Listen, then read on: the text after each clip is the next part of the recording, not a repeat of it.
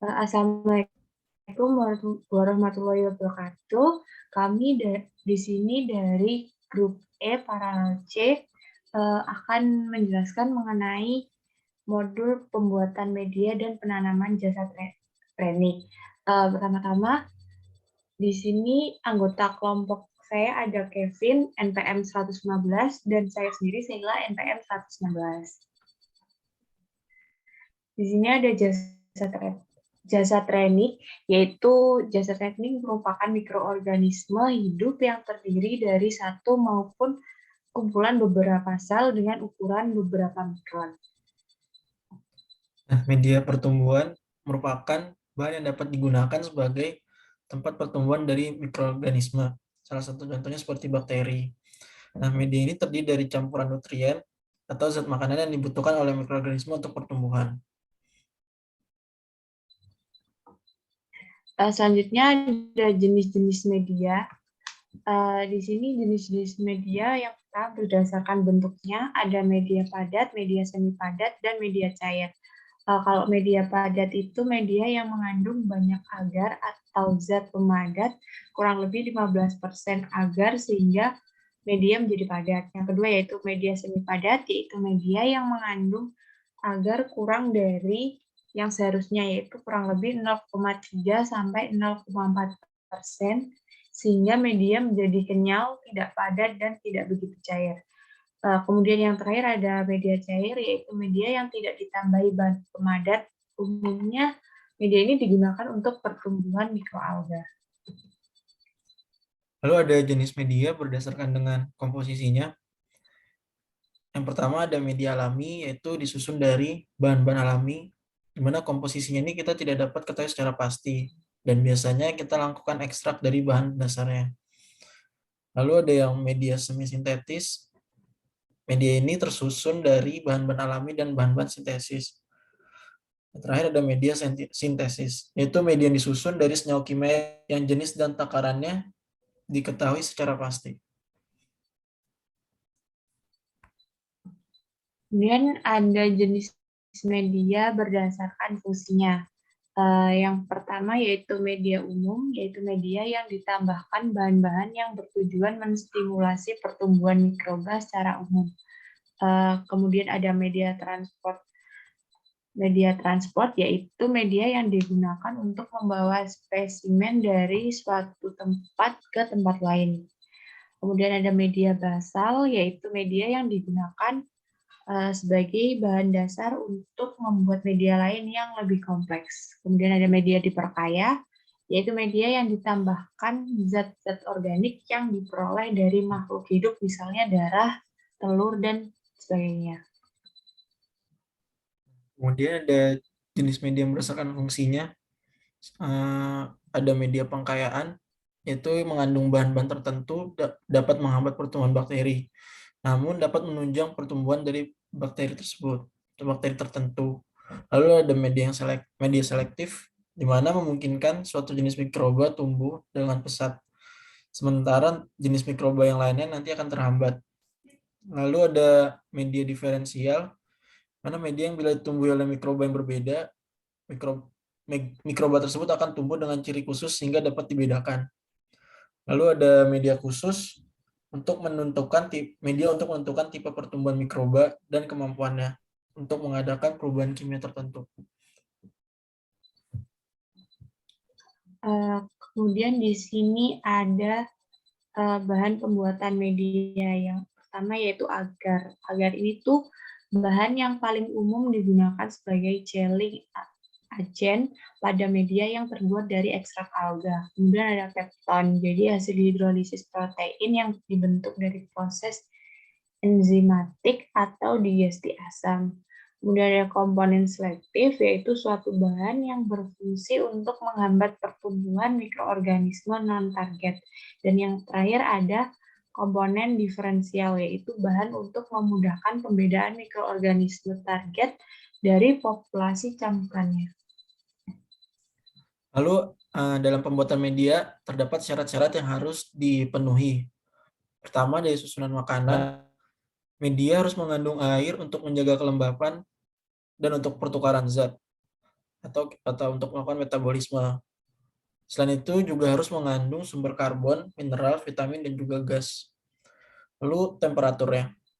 Umumnya bakteri patogen membutuhkan suhu sekitar 37 derajat Celcius sesuai dengan suhu tubuh manusia.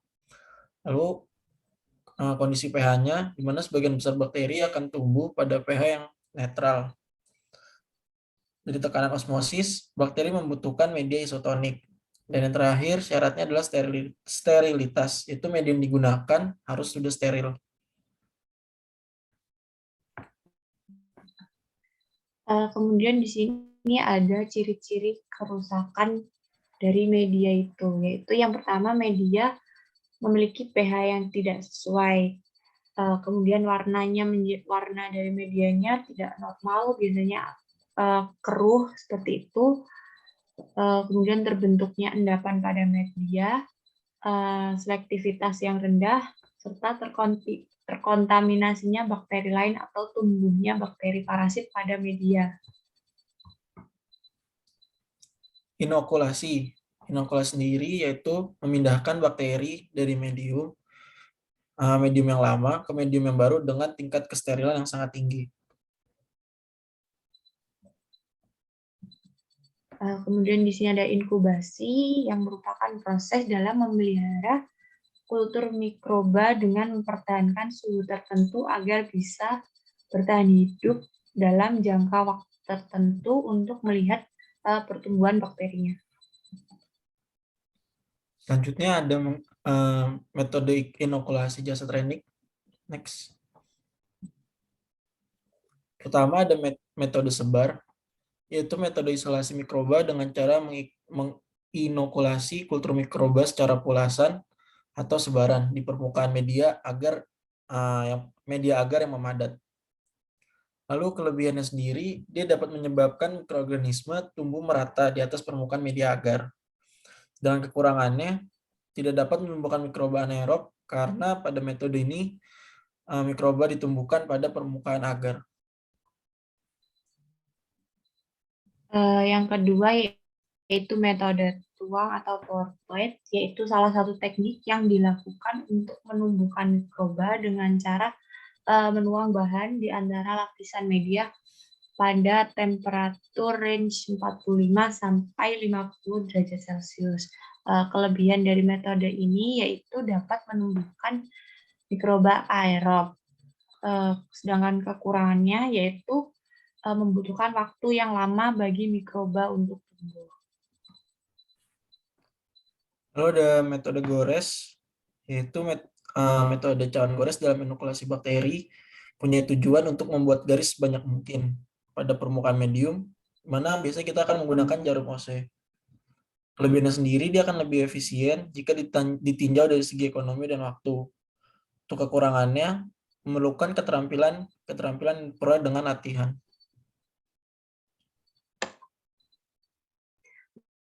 Dan di sini ada faktor yang mempengaruhi dari inokulasi. Yang pertama yaitu nutrisi. Jadi dalam inokulasi ini dibutuhkan untuk membentuk energi menyusun komponen sel.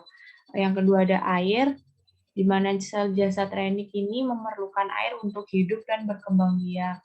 Yang ketiga yaitu suhu, di mana tiap jasad renik mempunyai suhu optimum, minimum, dan maksimum untuk pertumbuhannya masing-masing. Yang keempat yaitu nilai pH, di mana jasad renik pada umumnya dapat tumbuh pada kisaran pH 3-6. Yang terakhir yaitu oksigen, di mana oksigen ini berpengaruh terhadap jenis jasad renik yang tumbuh pada makanan. Hasil praktikum dari kelompok kami. Pada percobaan pembuatan media, digunakan dua jenis media berdasarkan bentuknya, yaitu media padat dan media cair. Media padat yang digunakan adalah media agar dan media kecambah, sedangkan media cair kita menggunakan media nutrient broth. Terdapat dua macam jasad renik yang digunakan dalam pembuatan media, yaitu yeast dan ergot. Di sini kemudian ada pengamatan makroskopis. Jadi di sini yang pertama ada media agar, yang dimana yang sebelah kiri itu yeast dan yang sebelah kanan itu ergot.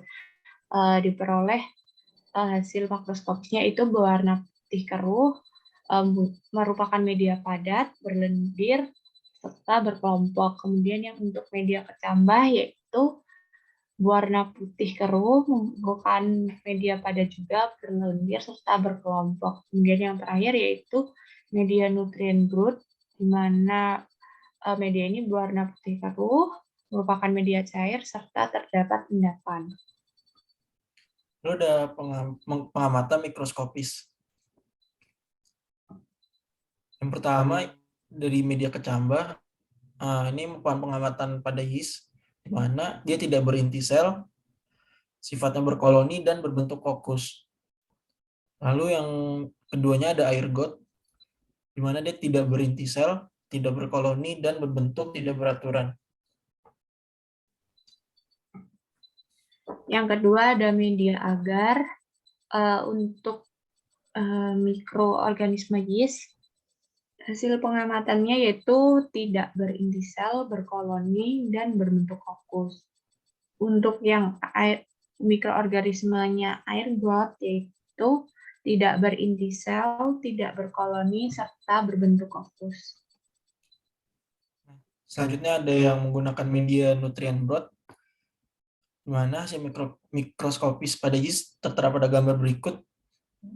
Sifatnya yang kita dapatkan dia berinti sel, berkoloni, dan berbentuk kokus. Sedangkan untuk air got, sifatnya berinti sel, berkoloni, dan berbentuk kokus.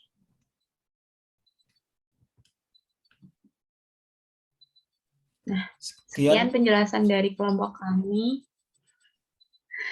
Kurang lebihnya mohon maaf. Wassalamualaikum warahmatullahi wabarakatuh.